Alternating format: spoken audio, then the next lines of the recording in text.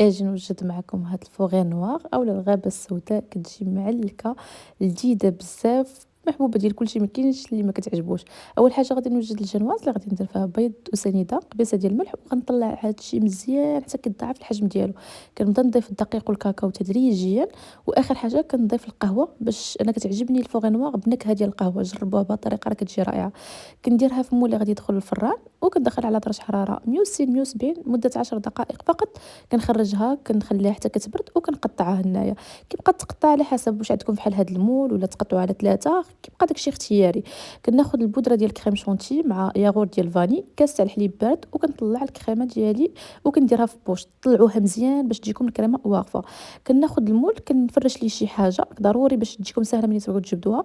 كندير الكيك كنسقيه بالقهوه، كنضيف الكريمه. هنا عندي الحبل الملوك المعلب، وكولي ديال الكونفيتور ولا ديال الفريز اللي متوفر عندكم. كنستمر حتى كنسالي الطبقات كامله بنفس الطريقه. اخر حاجه كندير هي الكريمه، وكندخلها المجمد حتى كتشد راسها.